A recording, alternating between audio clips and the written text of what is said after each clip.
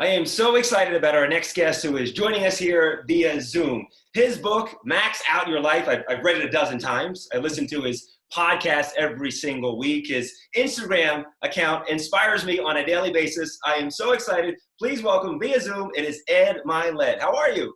I'm great, brother. Thank you so much for having me. And what a great introduction. Thank you so much. Well, the things you do are amazing, and I want to jump right into everything because there's so much happening in the world. There's so much happening in the country, here in Las Vegas. How does one stay positive through all of this? Well, it's certainly not easy, and I know there's a lot of people suffering, and I don't mean to make light of that. But, there's one way that you don't have to suffer, which is in your head. You don't have to do that. And one of the things that I would challenge you all to do is to remember this. You don't have to believe everything you think. Not all of your thoughts are true. And if you can begin to question what you're thinking about, you can kind of change your whole mindset. And if you evaluate what is thinking, thinking is the process of asking and answering questions to yourself. So the key to changing your thinking is to change the questions you ask yourself. And so start to try to take control of that when they begin to get away from you. And I'm asking myself every morning, and it may seem hokey, but it's changing my mindset. What is this trying to teach me today? What's the lesson this is teaching me? You should get something from your pain, right? And if you're gonna have to go through pain, at least you should be growing and changing and evolving. And so every day I'm trying to find the lesson in it. Is it that, maybe in the future you should save more money so you're more prepared? Maybe the lesson is how important your family and friends are to you, or your freedom, or your health. But ask yourself a quality question, you'll get a quality answer, and you'll change your thinking. So good. So a lot of us have more downtime. You're talking about changing yourselves. And what if someone out there right now is watching and, like for me, for example, I feel like in my life, my career, I'm right here. But when I come out of this, I want to be up here. How does someone work on themselves during this time, work on changing their identity for the positive? How do we go about approaching something like that? Great question. And so that's what we should be doing right now. There's two types of people that are going to come out of this. There's going to be the ones that sort of sat around, watched Netflix all day, and in their sweatpants, which I did for the first few days. And then there's those of us that decide, I'm training, I'm growing, I'm preparing to be a better version of me when I get out. And one of the ways we do that is by listening to podcasts, maybe like myself, reading things right now, really growing us during this time. Because as you said, your identity, it's like a thermostat. I'm in a room right now and the temperature's set on the wall. Your identity is the thoughts, beliefs, and concepts you hold to be true about yourself. This temperature in this room is not based on external temperature outside. It's not the external things in our life that bring us bliss, joy, and abundance. It's our internal identity, and it sets the temperature of our life. So if your identity is 70 degrees of money, 70 degrees of happiness, that's what you're going to get. And if you can alter that thermostat setting, it doesn't matter how cold it is outside or how warm it is outside, that regulates the temperature of your life. And that's through your associations, your collaborations, and the things you read and listen to in your proximity. So if you can change that thermostat setting while you're working right now, while you're waiting to go back out, when you get back out there, you'll have a different level of abundance, bliss, happiness, relationships, all of it. Alter that thermostat setting through what you're reading, listening to, and who you're hanging around, talking to also right now. That is so true. And just listening to your podcast, and I listen to, as soon as you put them out, I listen to them. And then I go back and I listen to old ones and stuff. And it does, my mindset, it changes. I go from here to up here just by association from listening to podcasts like yours and reading your book and other motivational books. You find yourself going from down here to mentally up here. Why is that so important? Because if you're in quarantine right now, what are you associating with? Your own thoughts, which don't serve you, maybe some of the negative thoughts of some of your friends, and then what you're watching on television. These are your main associations, right? No wonder we're down. No wonder our identity's not growing. So you have to almost forcefully change what you're listening to, reading and watching. I'm not saying don't watch the news. You should stay informed. But you don't need to watch it 6-8 hours a day. Start listening and watching things that serve you, that grow you. Absolutely right. So we take this positive approach. I'm listening to the right things. I'm reading the right books, the right preachings and teachings, but there's still that worry that comes into my mind. I see a headline. The unemployment rate is sky high. Will Las Vegas recover? How do you approach the worries that enter your mind? Well, you're so right. I made a post about this today, actually, on my social media. And one of the things that I said was, worrying does not take away tomorrow's problems. It takes away today's peace. And I can tell you that one of the things I do, we all have patterns. And one of my patterns is I'm a worrier. I tend to worry just like many of you do. So I'm intentional. When you have an awareness of something, it loses its power and impact over you.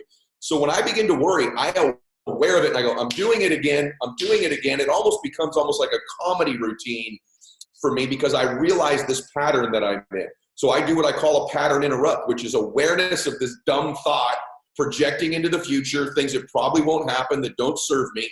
And I always focus on getting present. What can I do right now to bring myself peace, to bring myself joy, to bring myself strength?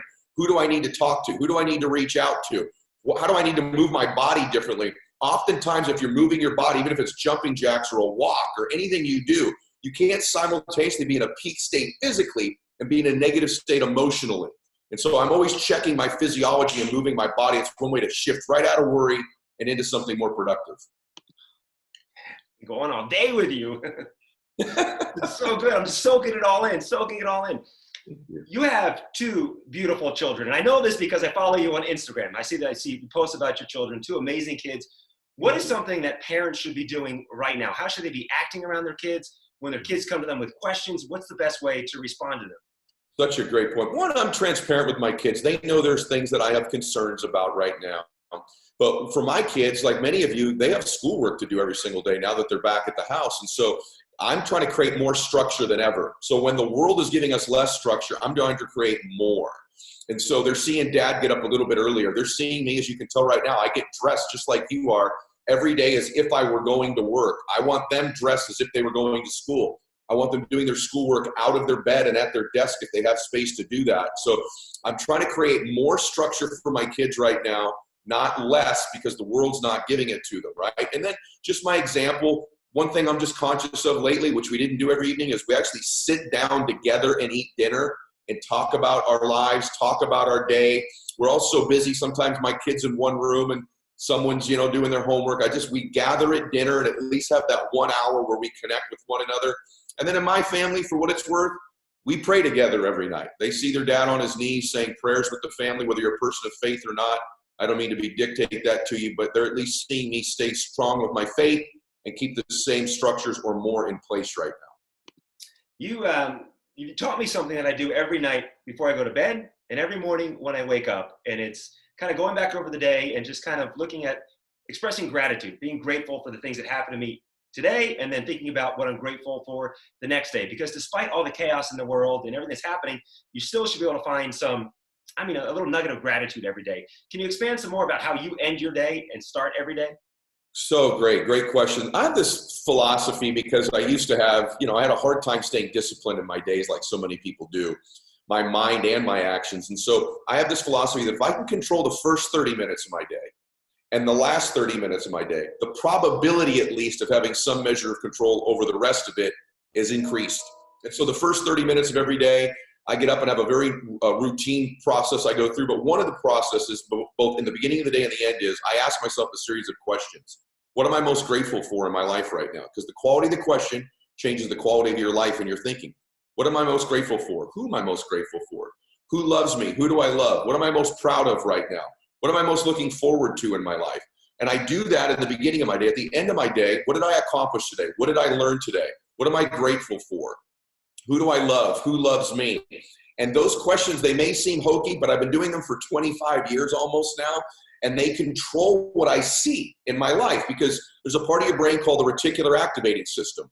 And this is the part of your brain that kind of filters out anything that's not important to you and filters in what is important to you. It's almost like the matrix. So for example, we've all experienced this. If you ever bought a new car, like a blue Lexus or a blue Honda, all of a sudden you see blue Hondas everywhere, don't you? They're in the parking lot. They're 3 lanes over on the other side of the road. All of a sudden you see them everywhere. Why? They were always there, but now they're filtered into your awareness and you see them everywhere. We all know what that's like. Well, what if the blue Hondas of your life were what you're grateful for, what you're proud of, what you're excited about, what you're achieving? And by asking these questions, they become important to your reticular activating system. And believe it or not, you begin to see, feel, and hear things that were always there that you had missed before, just like that blue Honda. It's a powerful thing we do with our minds. You're the one that taught me all about it, and I use it on a daily basis, and it has changed my life. And I know I'm going to let you go, but one last question, because there's some people out there, myself included, at times I just feel helpless. What can we do? Brother, first, thank you so much for having me. Your energy is infectious, and you're making a difference in the world. Thank you. Guys, I would say to you that if you're feeling helpless, get helpful. You can't simultaneously feel helpless and be helpful, be helping someone else. And again, I don't mean this as some foo-foo thing. When I'm feeling helpless and I have anxiety, I'm thinking, who can I go help? Who can I reach out? Who can I tell that I love? Who can I offer any assistance to in my life? Because remember this, in these times, it's so hard to forget, but we were all born to do something great with our lives. All of us were, in our own special, unique ways, in big ways and small ways. And some of the smallest things you will ever do in your life that most people will never know about are some of your greatest moments. And that's reaching out to someone you haven't talked to in a while and say, hey, I care about you. Anything I can do for you, I mean it. Do you need something from me? And when you begin to become helpful, you cannot feel helpless in that moment, because you've gotten out of yourself. You've gotten into serving and giving to somebody else. Give yourself the gift today of doing something great by becoming helpful to another person, and helplessness begins to disappear. Ed Mylett, thank you so much for joining us today. Absolutely amazing stuff. Your podcast is fantastic. I feel like you put out a couple podcasts every single week. Mm-hmm. The book like I said, read it a dozen times. I give it as gifts to friends. Your Instagram account, your YouTube channel, people can get more of Ed Mylett. Thank you so much for joining us today. Been my complete honor. Thanks so much.